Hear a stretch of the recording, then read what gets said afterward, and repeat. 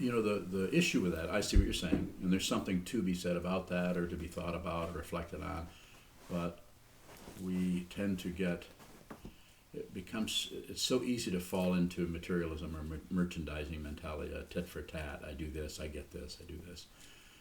So this is why it seems to be best to not do much at all. You're already doing a lot just by sitting down and practicing and meditating. You're cutting into this activity of fixing food and going to work and paying your bills, and you're just stopping.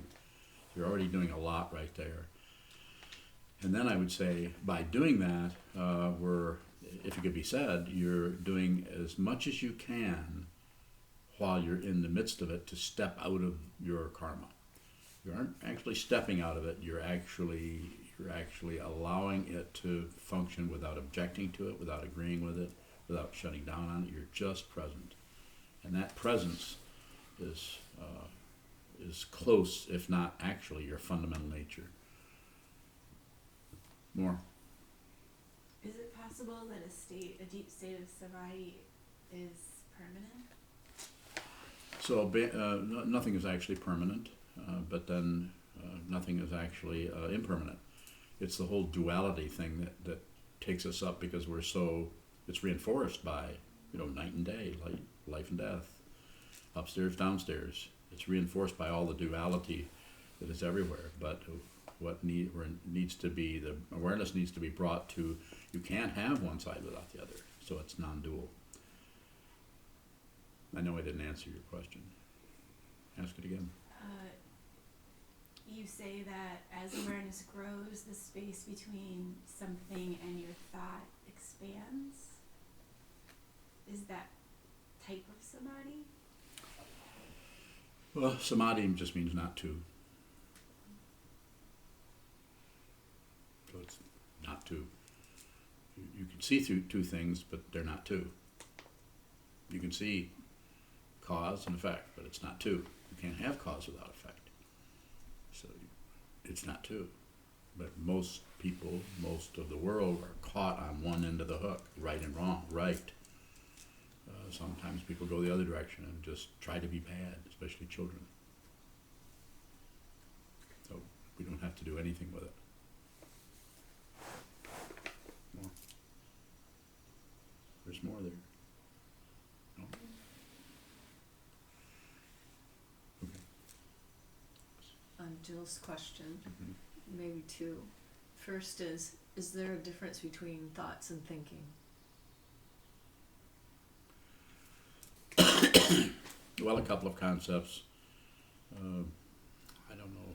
Depends on how you're using it. They're both concepts. So thoughts are treating the discrete part of the thinking process that arises, a thought about aggression or a thought about, I forgot I left my Zen bowl behind, which I'd never done, by the way.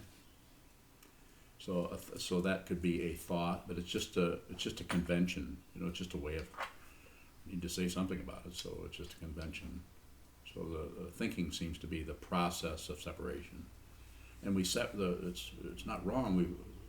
We need to separate in order to function in such a way that we understand what we separate. So we understand that. Just like you could say that from the point of view of thinking, which is no thinking, sitting practice is thinking. You follow me? If you do, you probably have a headache.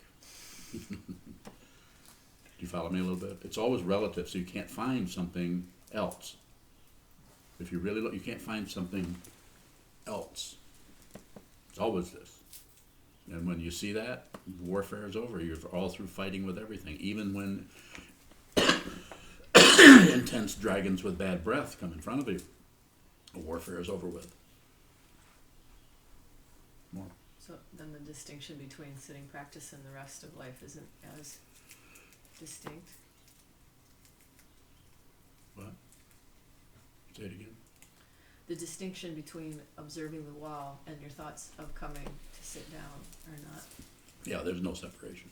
There's only separation as you're a practitioner. As you're a student, of course, you have to separate, you have to do it.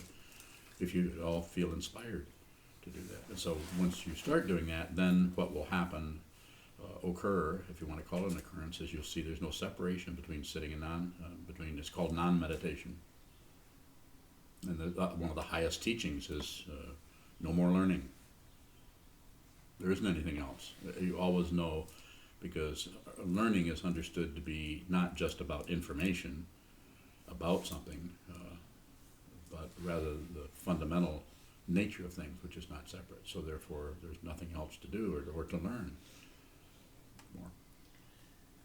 So it seems that by the time a thought, let's say the practice of observing thoughts on the cushion, by the time a thought is there, it's already there, it seems, before we take exception to it or issue or add or subtract. Mm-hmm. So in realization or samadhi, is there ever a state where there's no observed thought or stuff? Yes. But there won't be any celebration. And there won't be there's barely an acknowledgement of it. I only know about that if you ask me about it. I don't have a reserve of knowledge anywhere. So I really, as soon as I sit down, I don't know anything until you ask me. If in fact you ask, that's why I often say how important questions are, so something happens. Yes. So when you're driving down the road and you're thinking about the karma house and the things that need to get done, or do you even think about that? Not much. No. That's why it's such a failure. She's driving. I'm riding. So a little bit interacting with Unyo. We think about it together, about what should be done or shouldn't be done. So there's some thoughts about it, but not very much. There's not much planning for something else going on. If there were, we wouldn't have bought that place, because it would be way too risky with no plan. Yes. So then, as a practice in life, it seems like if we're by ourselves on the cushion or off the cushion and there's not much going on, that which moves is most obvious, and it could be this continuous dialogue in your head. So then there's the alternative of going to do something or interact with people where that isn't what's in your head isn't as loud because you're occupied with other things. Is it better to occupy yourself with other things so you don't reinforce the habit of this? The most important thing to be considered is awareness. What you're doing is somewhat beside the point. Rather than you need to do this, not do that. But whatever you do, even if it's robbing a bank, make sure there's a lot of awareness there. And how do you do that? Make it as strong as possible, so when you get up off the cushion, you go into your everyday situation, then you have a natural tendency to include everything that's coming rather than object to it before you even know what it is, or reject it based on your idea, based on hope and fear. So you're just a little bit of a kind of natural innocence. You're just innocent about things. You give things the benefit of the doubt. It's might look like a wolf, but take out the L and it's a woof.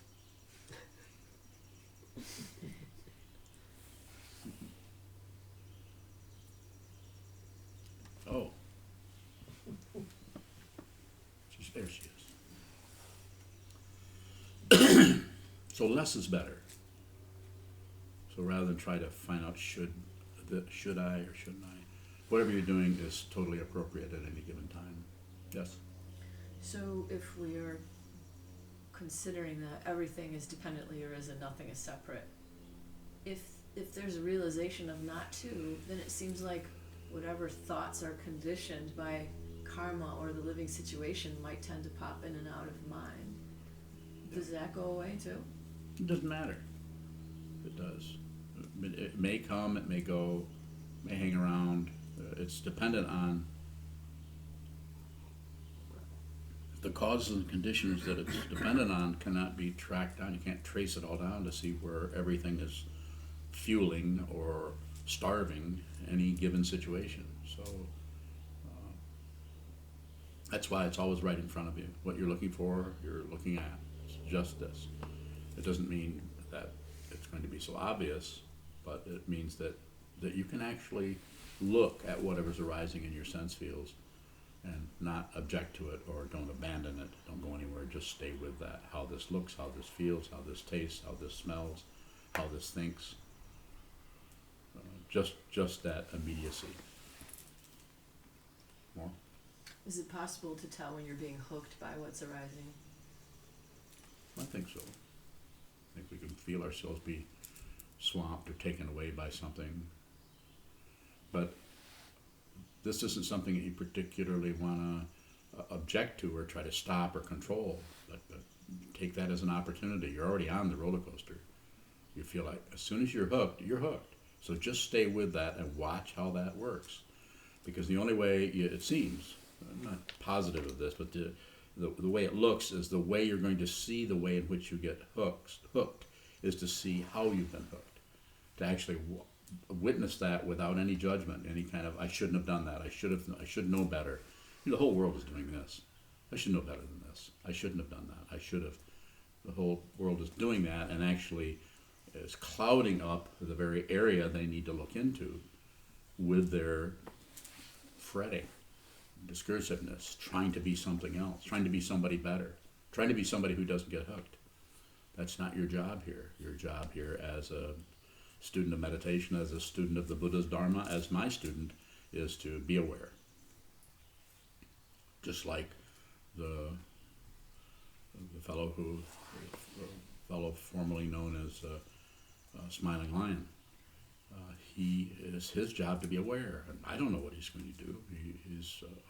If you were to ask me, which you did not, I often tell people when you become a student of mine and receive precepts, ask permission to go. And I have people come and tell me what they're going to do. Can you imagine how much pride that takes? They can't get off their high horse long enough to just say, I want your permission to go study somewhere else or to stop studying with you, which I would always give, without a doubt. So, but I don't know what his awareness process is. Looks like he needs to do this. Not ready to do this. In other words, this. He needs to do that, something else. So awareness is what do I say? Awareness is queen. Awareness is primary. Awareness is king. Awareness. And awareness doesn't have any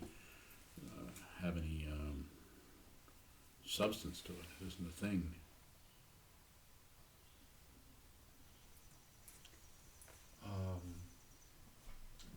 When I'm sitting sometimes and things of very strong emotional content arise, I'm noticing that it creates a lot of energy that pushes me away from being aware.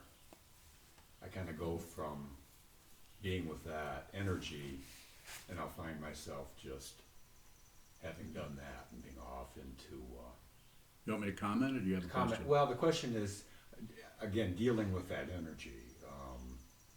Other ways of dealing with it other than just being with it until you can't be with it anymore and fade away. I don't see anything to modify or correct.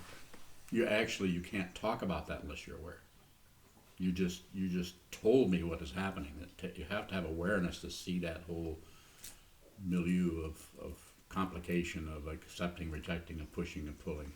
So you're aware. It's just what's difficult about it is to use the metaphor of a path. You're on a path, and it's lumpy, and you're brushing against sharp branches, and the weather is cold or too hot, or you can't see really well, or So, but I would say this is why it's necessary. It seems to have a teacher, a sangha, a study, a path, because I'm here to tell you keep going. There's nothing to correct about that or adjust or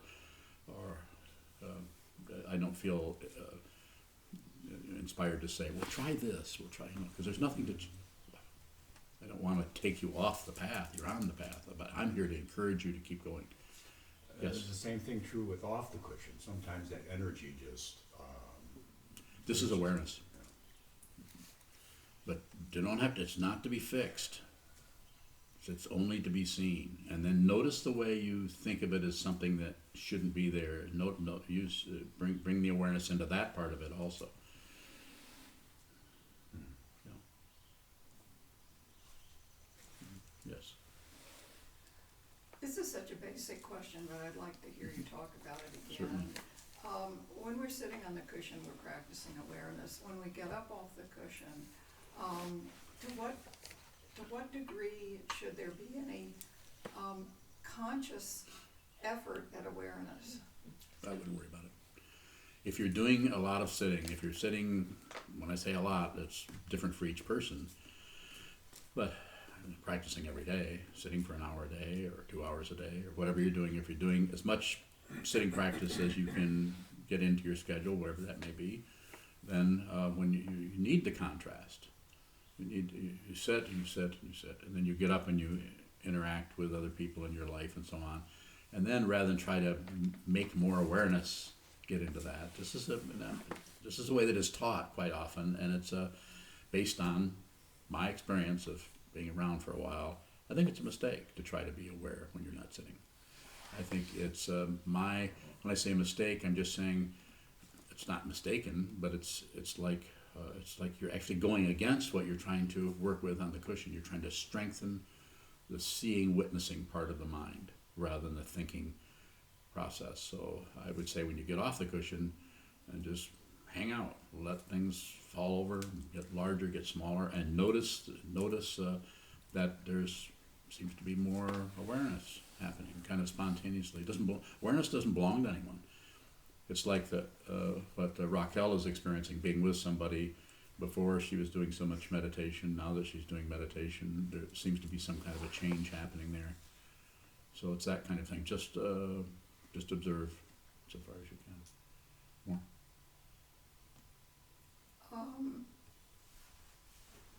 You say just observe, but then there are times when there doesn't seem to be any conscious observation going on at all, and which feels kind of like just lost territory. That's awareness. It's awareness. You can't be lost. When you're lost, is you don't really know you're lost. If you know you're lost, in this sense anyway, then it's awareness.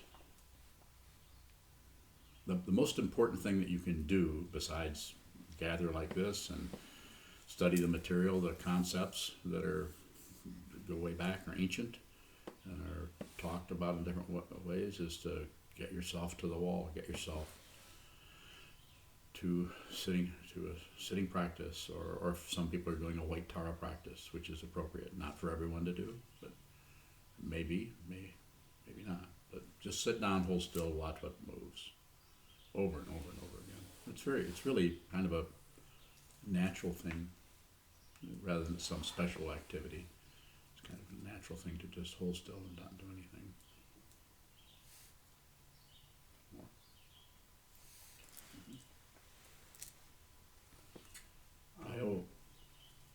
In the 30 verses, there, in terms of the alaya or the eighth consciousness, he talks about its appropriation states and perceptions are not fully conscious, but it's always endowed with contact, feeling, mental, attention, cognition, and volition. Yes, So that good memory. Big I think show so. off. Yay! Go ahead. that seems to encompass everything that shows up. So Yes. if it's not fully conscious, what are we to be aware of? Whatever shows up. And it's so different with each person, depending on look at all the different people we have here, and all the incredible karma that's behind you that goes back centuries and centuries. All tributary streams flowing in the darkness all show up as this person, you, here in this particular time and space, in this context of studying the nature of the mind. So it's so very, very complicated.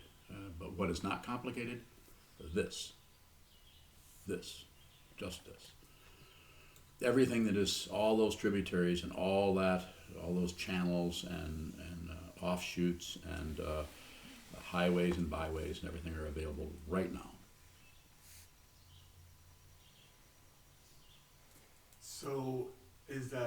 what is the alaya another word for our habit energy? Yes. They're called vasanas, or habit energy, yes. And it seems to be there isn't an actual little place, somewhere where all this stuff is stuffed. It's just a way of talking about the nature of the consciousness, rather than saying it's a particular place. But sometimes it's helpful to think of it, I know I do. I think of the alaya as somewhere right about there, and then the seventh consciousness is right here, and then the sixth is there. So, and then the other sense consciousness is going down. But not a location, just a way to help us access an aspect of what the mind, the consciousness seems to be doing at any given time. It seems to be gathering things up, it seems to be dropping things down. And it seems to not have any good or bad or any opinion on anything. That's what the seventh consciousness does. It has ideas and opinions and evaluates, and good cop, bad cop. So if this habit energy is inherent in all of our experiences, it's also driving our suffering. So how can we be alleviated from suffering if we can't be aware of that which is driving it? See that there's no self. Work on that. Whenever anything arises, other people can do this too, but you specifically find out who's seeing that. Who is it? You could ask that question in your brain pan. Who sees it? Who's experiencing the negativity? Look for the identity. It's a matter of mistaken identity. There's no self, there's no other. If you see that, you're liberated. To use the relative term, you're liberated from what? From what you thought was real. So, which is called an illusion. The Buddha awoke to illusion. That was his awakening. How does awareness change our habit energies? I don't know. What do you think? More space.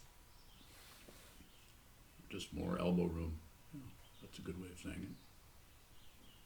How does awareness change other people's habit energies?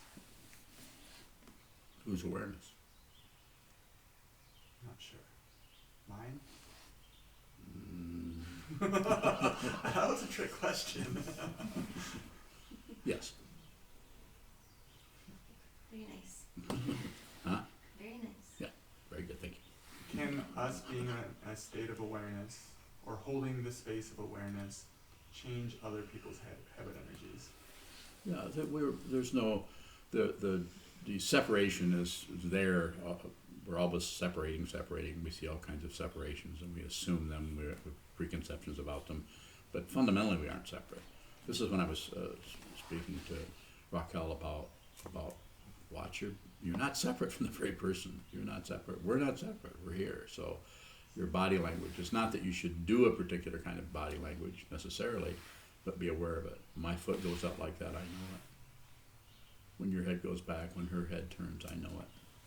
When I say I know it, it's just there. And I don't mean that means this, or that means she has a sore neck, although she might. No.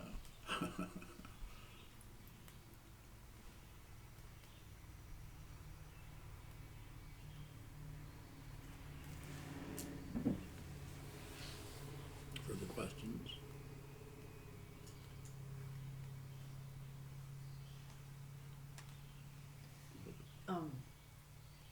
You said to see that this is an illusion. I don't remember your exact words. Imaginary. So, for an example, just given the world situation, and it's easy, it feels good to be unplugged from that and going off and doing something where you're not aware of that.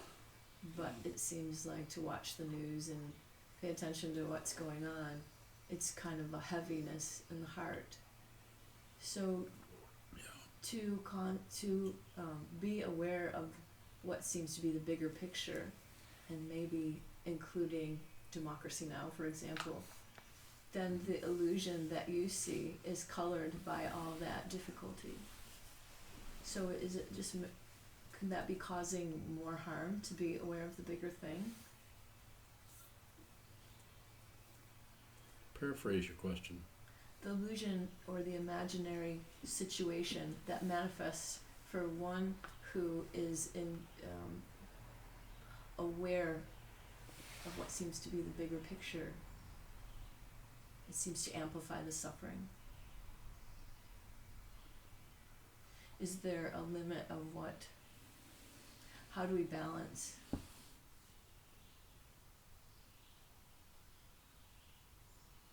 Yes. How do we what? Should we try to balance Yeah. the input? No. Don't do anything. Is it causing more harm to be aware to the point where your heart is heavy? No. Not at all. Life is suffering. There's no way around that particular truth. Life is suffering. And as I've said before, and other people have said, the Buddha didn't say part-time. It's always in distress. And we have the simple way of talking about it. So we have nerve endings. And the image I use is if you have a feather over your palm, it feels kind of good. It's a nerve ending, so it feels good. And if you take a railroad spike and go over it like that, it's not going to feel so good. The same nerve ending. The same thing is happening in all the sense fields, including the mind. And the sense of interesting area there, the sense of touch, is there physically, but also you'll notice that you can, depending on your particular propensity, I guess would be the word, you can imagine a feather going over your finger. You can even imagine something abrading your skin, or you possibly use it from memory, bring that in, and you can imagine, like if you have heard, you can imagine what Mozart sounds like, or you can remember what certain words or someone's voice sounds like. You can hear their voice, kind of.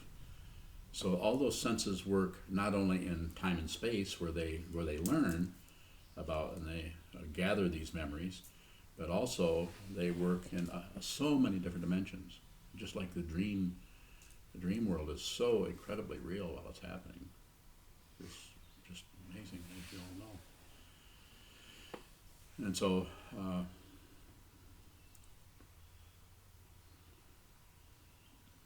the mind, or the what is happening there, is also open to all the things that have ever happened anywhere at any time.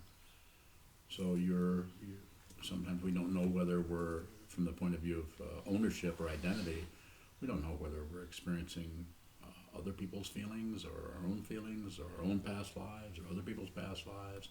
And there might be people who think that's important to find that out. But I think, and I don't think much, but when I do think, I think it's important to do what? Save all beings, be with all things. Do that. It's hard enough just to do that job. So do that. Put others before yourself insofar as you can, within reason. When I say, you can use reason to do that. Try to put others before yourself. Without becoming some kind of a martyr. We're not talking about going the other way and having some kind of credential over being a great guy. More.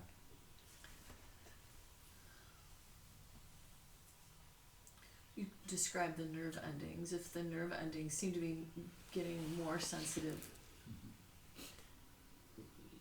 on a microscopic scale to the giant picture, how do you enjoy yourself when there's that heaviness of all that going on?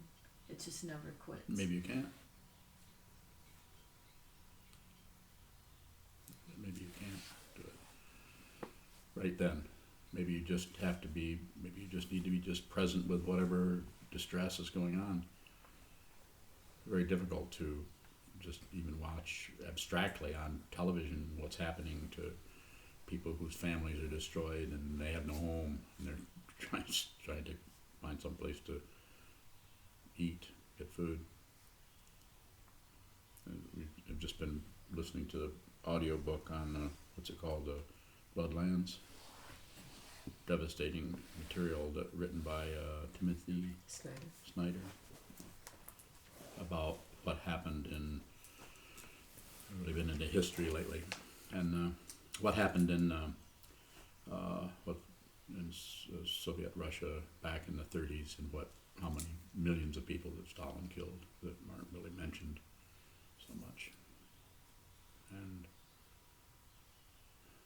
it's just hard to hear about it, hard to hear, and I actually have to shut it off after a while, because it's just one thing after another of all the things that were happening, and people were eating their children.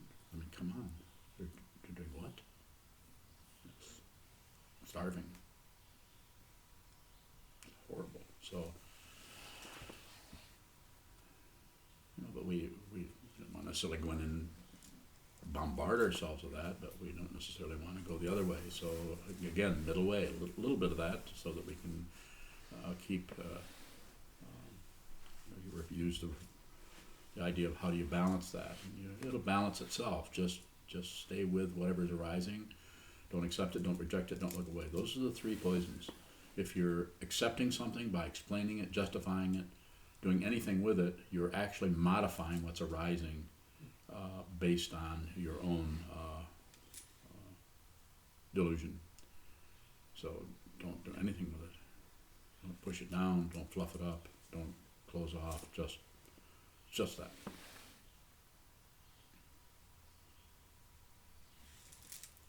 Further questions? Yes. Say that that things are none of our business. And then there seems to be almost an apathy that comes with awareness.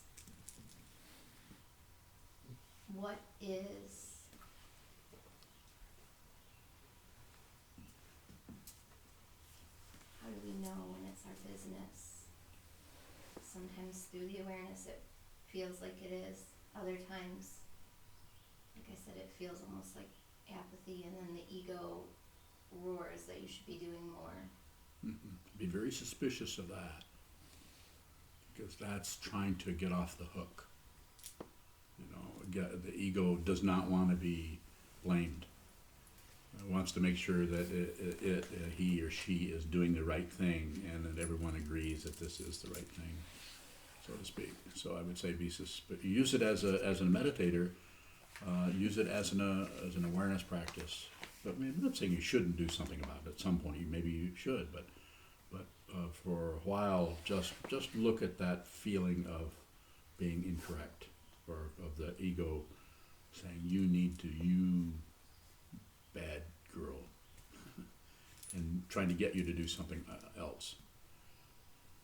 And I'm here. Take advantage of it. Talk to me about it. So I won't particularly tell you what to do, but it might help to talk to other people who are practitioners about that. I actually have discussed that. Bring it up in a study group when you're studying concepts that seem to be related to that material, so that you can make the conceptual study, personalize it with your own life. More? With more clarity, there seems to be less action. Mm-hmm. But then there's a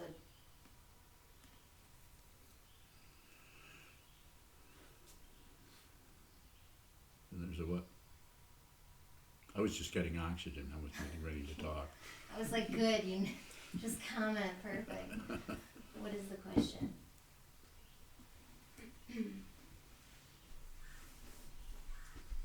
Right action. You know what? Mm-hmm. What's the right action? Less is better. Just a way of saying it, because we all tend to do something to fill up the space with our doing, and allow yourself to be wrong if you want to go approach it that way. Just be there and don't do anything about it. Let other people come and say, you should, you need to, you should, why don't you, and listen to them, nod and say, yes, thank you for your help, I appreciate it, I'll take into consideration what you're saying. Just be respectful and acknowledging it, not as a condescending kind of thing, of course, but just do it that way so that so the communication with them is strong. Body language, Miss PhD. So the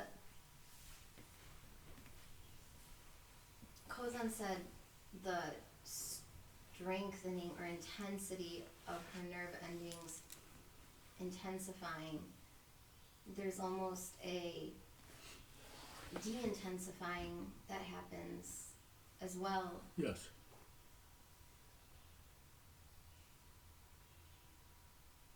That changes your perceived personality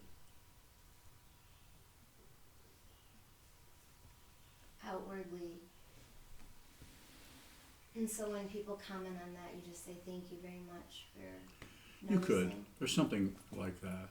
And you could kind of go into it a little bit to pacify the situation. If you feel there's some kind of energy coming towards you, you could pacify it, saying, "Yeah, I'm aware of what you're saying there. That does seem to come up." So in other words, you're not disagreeing. You're taking a little bit of their desire to have some kind of response from you. Something. You need to say something. Are you going to just sit there? I'm telling you you're wrong. So you could do that a little bit, and also are you familiar with the four karmas? Yeah. So that would be the four karmas are just a way of working with energy that's coming at you from whatever direction with any kind of speed or energy or even aggression. A way of working with it. Pacifying is always the first one. So the whole right and wrong idea is very much reflects the self-centeredness that our society and many societies just automatically assume that somebody was wrong. We have a whole structure that we reinforce daily. There's the people who are wrong and the people who are right. The people who get credit. Sports is a good example of really intense sports where you have winners and losers. And it's not that we need to do away with that, but just be aware of what that's about. That there really is no winner or loser. Even someone who wins constantly eventually is going to lose. The one I sometimes point out is who is the black golfer. He won and he won and he won and he won, and all of a sudden he just stopped winning. I'm sure that was quite disappointing to him, but it's just a cycle that you go through. I mean, probably could attract it with astrology. We're certainly going to find out this person who is running things today when he has this Saturn transit in August and September. He's going to have great difficulty, and I'm laughing because I like astrology. It's like a huge tit for tat. Goes on for century after century. So I would say, you're received vows as a bodhisattva. So your only responsibility to anyone is to help them, to be with them in their distress, even though their distress is aimed at you. To be with them in their distress. Don't solve their problem, but be with them. Like, watch, just like this. Just be with them, listen, eye contact, be with them, receive their negativity, and notice if they're giving you any permission to respond that is genuine, not a demand that you answer their question. That's not what I'm talking about. I'm saying something where they actually seem to be some kind of openness where you could say, something like, well, there's other ways of thinking about this. Or there's other ways of working with, just as we say, there seems to be a whole world that wants us to do things a certain way. And most anybody you talk to, unless they're a meditator, sometimes even if they are a meditator, will have ideas about what you should do with your life. It's quite humorous, actually, that people would whose life, their own life is completely nuts, will tell you what you should be doing. Yes. Your own ego likes to tell you that when that's happening, you're causing that distress. It's like the last little piece Yeah, and that's hanging there. This is a very subtle form of ego to think that you can cause anything. There isn't even any such thing as a murderer, let alone a victim. There's a misunderstanding. I'm not saying that someone who takes someone's life, or we shouldn't isolate them and get them away from that situation so they don't continue to do it, but they're not wrong. It's to say that they're incorrect or that they've made a mistake or something is a misunderstanding of the nature of this world, of any world. So then how do you know you're not looking away? Just that you can ask that question. How do you know you're not looking away? Just that you can ask the question. That's how you know. How do I know I'm not? Sometimes awareness feels like you're looking away. Yes, it does. Probably not. It's not about, fundamentally, it's not about correcting so that you don't look away, that you become a better looker. You know, be more adept at looking. I never look away. I used to look away, not anymore. I'm on it.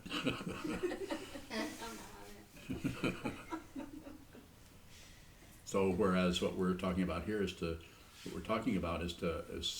awareness is not a thing. It is a space in which things occur, and you're slowly changing your allegiance over from what arises in the space, the inability to look. You're changing it over to the space itself, which is the open dimension of being. It's actually living in the Dharmakaya. But you can't live in the Dharmakaya and be somebody, so therefore you can't know you're in the Dharmakaya. You can't know that you're awakened. If you know you're awakened,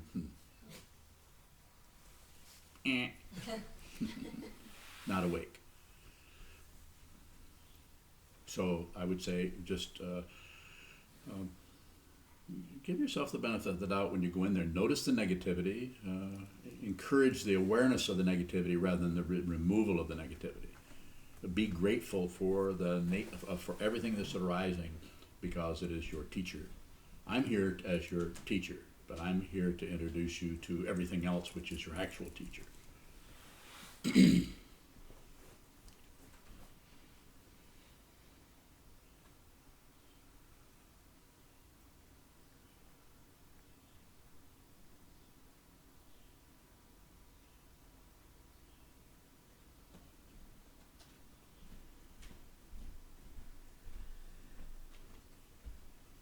Question? Yes, sir. When we use strategies such as, thank you, I have no complaints whatsoever. Yes. How is that being with this being? It's just a way of softening things up. Sometimes I give that to people as a practice sometimes. And I don't know where it came from, but I heard it somewhere. As a way of just kind of deliberately, just like the sitting practice is a way of deliberately going against the crazy speediness of the mind, where we'd like to be aware while we're chopping vegetables, but pretty hard to do that. We're too busy getting credit for being aware of chopping our vegetables. So, have you noticed that? So anytime there's any credit happening, the way to lose all of that is to sit and look at the wall until you're just the feeling I've just had enough of this. Then the blade of awareness is actually starting to get an edge, because you're so clear about nothing is happening. And so a practice like thank you very much, I have no complaints whatsoever, is very similar to a tantric practice of visualizing, completing. And some of them are so incredibly extensive. They're just millions of mantras, millions of recitations, millions of visualization practices that are taking you into forming and dissolving, and forming and dissolving, and forming. So what you're doing there is you're forming something. Thank you very much, which you really don't particularly feel grateful, but some kind of inspiration is kind of overseeing all that, and where you really would like to transcend the relative warfare that one each person finds themselves in. And so you want to say, you might say, maybe you've been blaming someone for something that's happening, but you have a view that it's not, doesn't feel good to blame this person, because there's some kind of intuition that that's not helpful to them or to you, or it's just a way of getting rid of your negative energy. You blame them and you have little conversations with yourself. So you might say, thank you very much, I have no complaints whatsoever. You're right in the midst of the complaint. Thank you very much, I have no complaints whatsoever. Thank you very much. And have one person who's done, on a mala's done 80,000 of those. Must have a lot of complaints.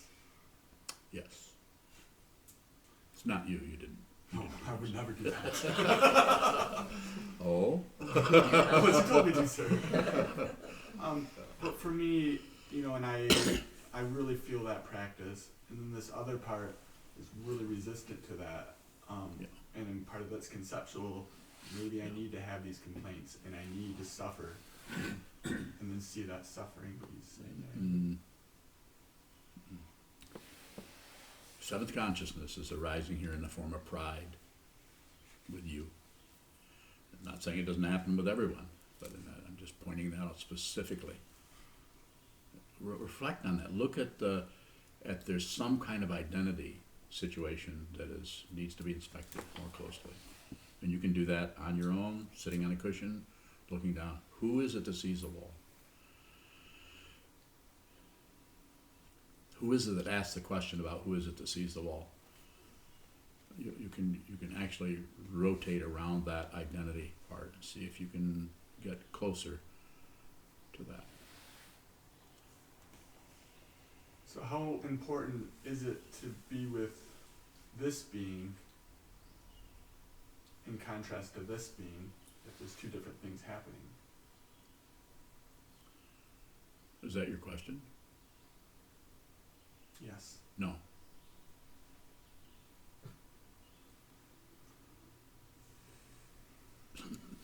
If I know it wasn't a yes or no question, was it? Okay, then yes. It's not important.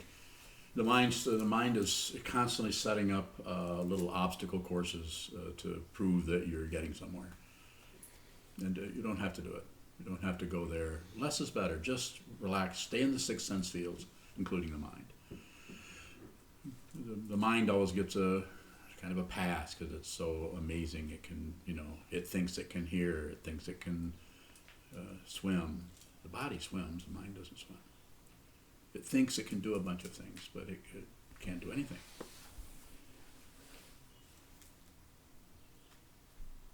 Less is better. So, and if you want to use a technique that may be different than thank you very much, which works with the mind and the thinking process, take the sense of touch and the sense of seeing or hearing and rotate between the two. Sense of how this feels, how this looks. How this feels, how this looks. Go back and forth between those and notice what the awareness does. And notice, is that the same awareness that's doing those? Or are you switching from one awareness to the other? And if so, what is it that's switching from one to the other? Is it another awareness? So Yes. my drive to be genuine is my drive to be genuine another form of pride? Yeah. You're already genuine. It's already the case.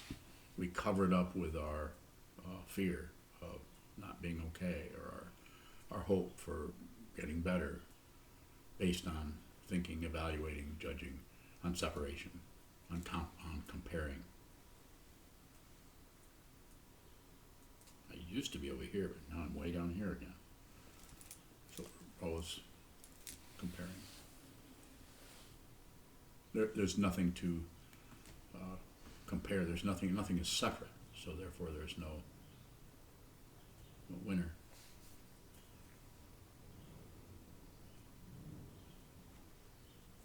Thank you, sir. Thank you. Jill? Is there something that switches our consciousness from seeing to hearing? You said that too. Yeah. How does it look to you?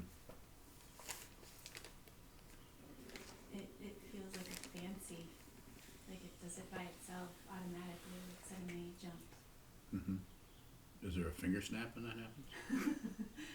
Uh, Because that was actually extra. I So- was just meaning it was quick.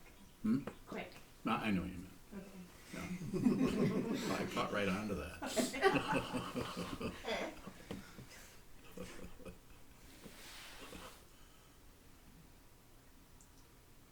Yes. Oh, you're not done? No, you're not. Okay. So we're sitting and the awareness is, no, I don't mean to say jump, I use that word, but Yeah. it's changing from one sense to another. Sometimes abruptly when something is quick, Yes. loud. The time, does that matter? It is natural, correct? It is a natural rhythm? We just go, a dog barks, we go there. We see a bird land on a tree, a branch outside. It's just a movement it's pretty seamless. And sustaining that awareness is important? Pardon me? Sustaining that awareness is Yeah, no, important? nothing to sustain. The amount of time that we're aware and not the opposite of aware, is that important?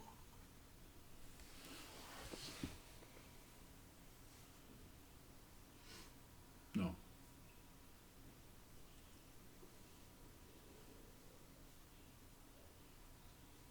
The longer we sit, the longer we're aware. Time, can awareness have a time?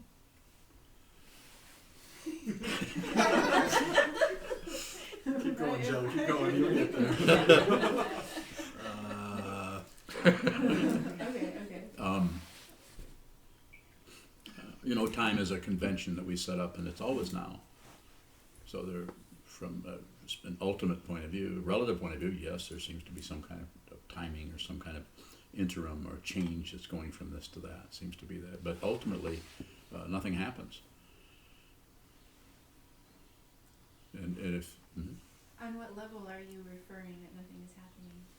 ultimate level, ultimately nothing is happening. We need to talk about it because we are. So the actual transcendence means that you've actually seen what was already the case. It was already there. It looks like this changes into that. It looks like there's something else. And that something needs to get better. Something needs to stop being bad.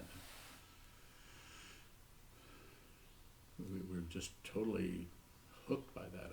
We're addicted to right, wrong, success, failure. The 8 worldly dharmas is a description of it. But to the awakened one, to the sage, to someone who has realized the nature of what this whole thing is, there really is no time. We're not saying that they suddenly have to be, as Trungpa Rinpoche once said, that we need an enlightenment ward for all people are, I'm awake, to be wheelchaired around out into the sun and back into the bedroom.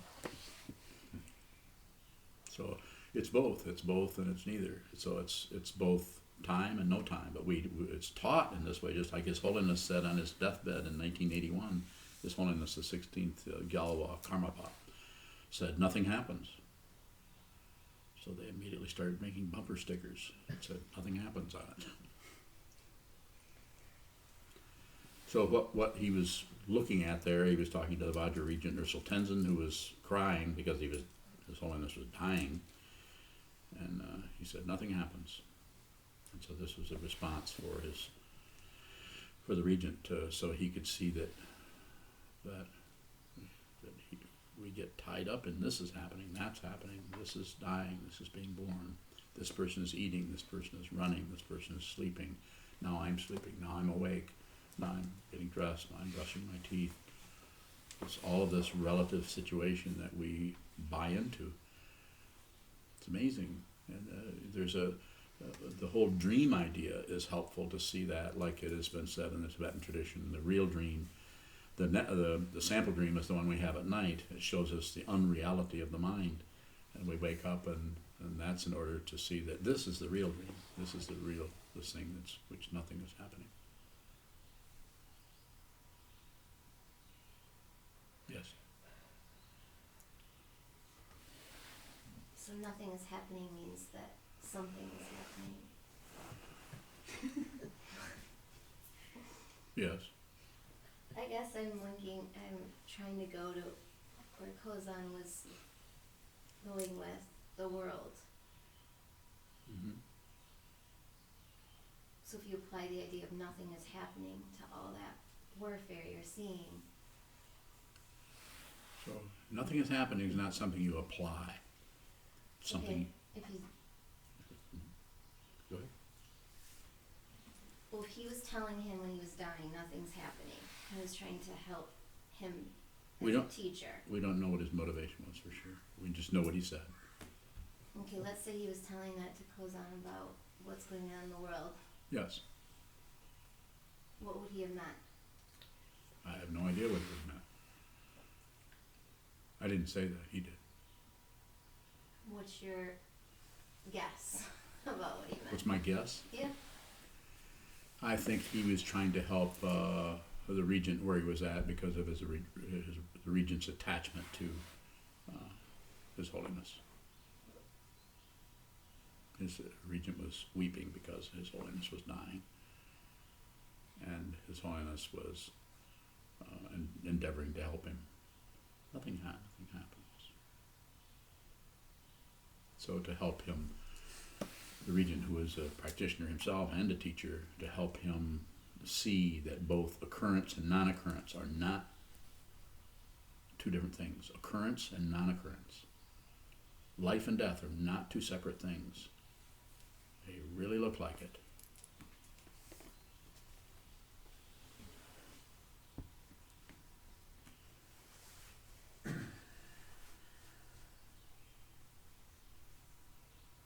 More. So the interesting thing about this kind of a path, a spiritual path, is that you personally, we don't believe what somebody else is saying, even the teacher, that we actually have to do this ourselves. You actually have to transcend this world yourself. You need to do it. You can do it with the help of a teacher. I had teachers. I had sangha, still have sangha. This sangha.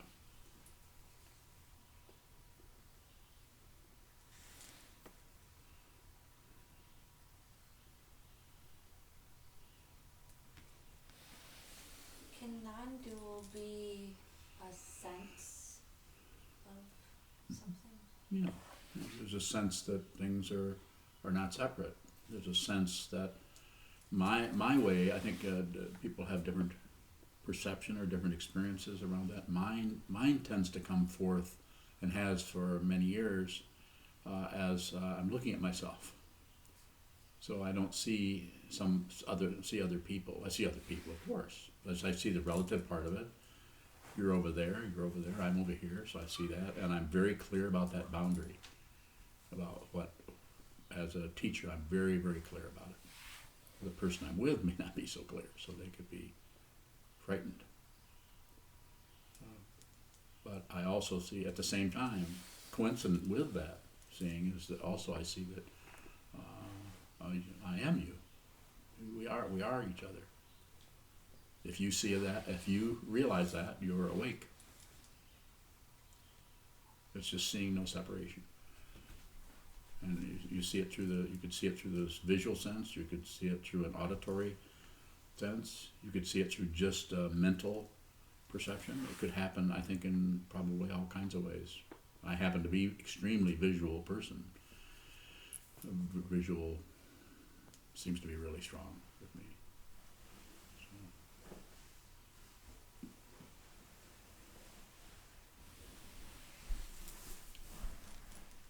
Any further questions?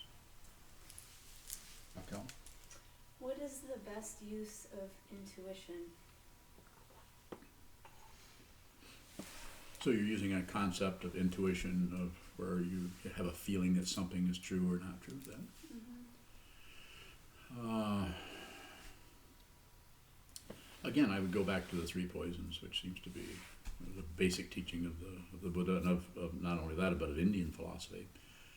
Passion, aggression, ignorance, grasping, rejecting, and shutting down. Those are the three ways we fight with our world, fight with who we are. And so if intuition arises in the form of some kind of insight around something, don't accept it, don't reject it, don't look away. Don't accept it or justify it or add to it your commentary around it. Well, I think it must mean this, or maybe it means this. Or, any speculation is passion, and any trying to get rid of it, trying to push it away, including distracting yourself from it, deliberately going. Nothing wrong with going to a movie, but deliberately going to a movie to avoid something that keeps arising for you to distract yourself. If you do that, then also be aware of that. So sometimes we can't help but go into one of those three poisons. And quite often that's what's happening. Instead of, say, not going into the three poisons, we tend to go into one of them, but we carry awareness in there. So we can see that our intention around what we're doing is to avoid something or control something or shut down on something. So a lot would depend on the intuition and there'd be so many variables there. But include it, allow it to be there. I have intuitions come and to go. Everyone here has some kind of level of intuition. More? Yeah, but I don't know what the question is. Okay.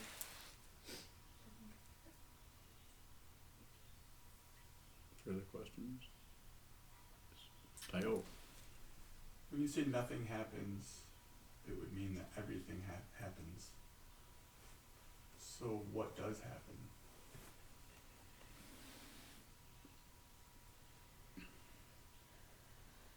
I don't know. How's it look to you? I didn't say nothing happens. His Holiness said that. I just thought it was pretty cool.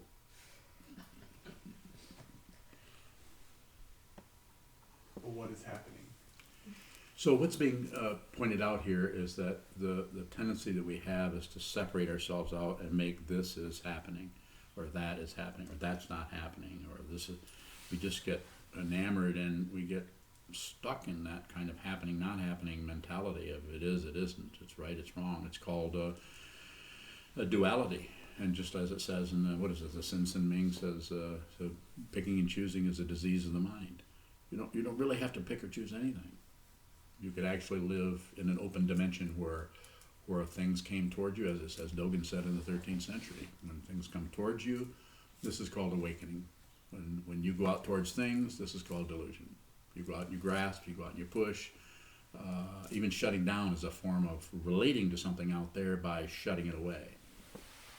So, but if you do nothing, and this is what you're practicing to do, you're practicing, you could say imitating the Buddha. You're pretending to meditate until you actually meditate. And when you actually meditate, you don't even have to sit down anymore. You're never separate from what is happening. Instead of looking at a wall and seeing that you're not separate from the wall, you look at everything else and see you're not separate from that. Everything is a wall. So another way of saying that is the seventh consciousness is happening.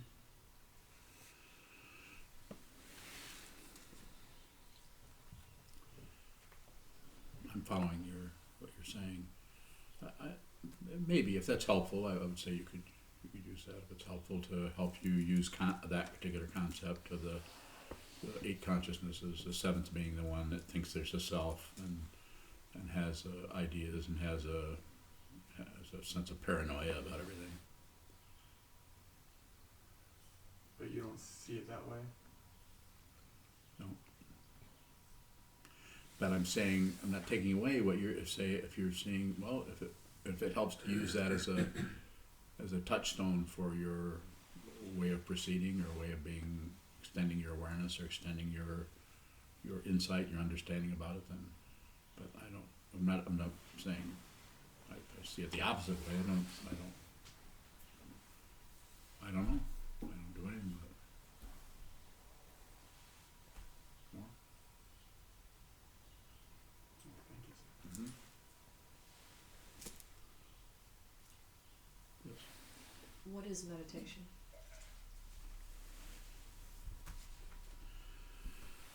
Well, it's a word that is used all over the place for different things, mindfulness practice and so on. But our meditation, as I understand it, having practiced for a while and taught this, is to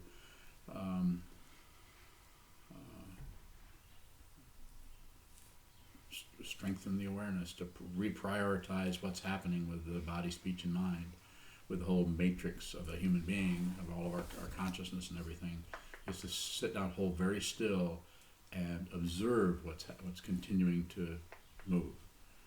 So the movement is already there. Moving my hands, we're breathing, we're thinking about this, about that, reflecting on things, evaluating, listening to things.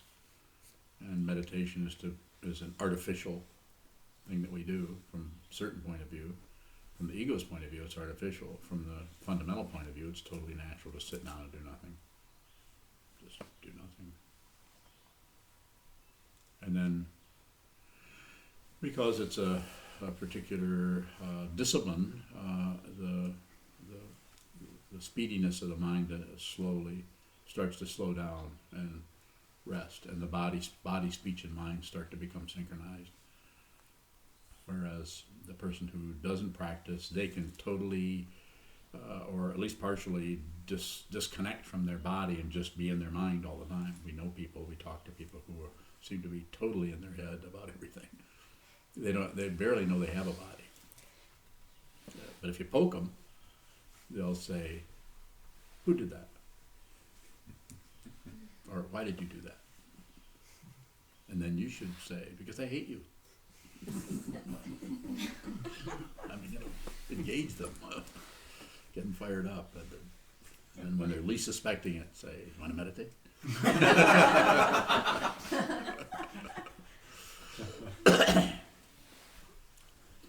So I hope that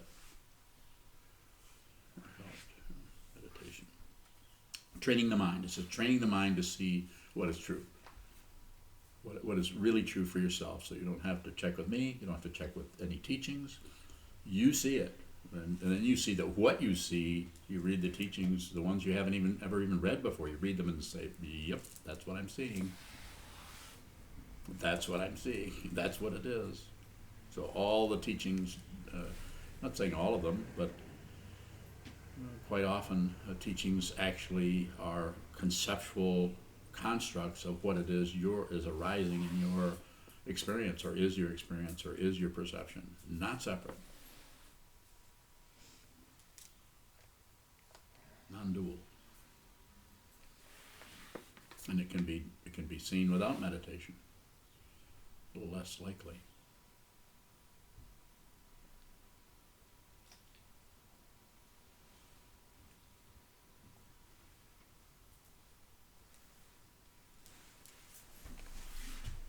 So, we started sitting a little bit late, and what if we take a 15-minute break right now, and then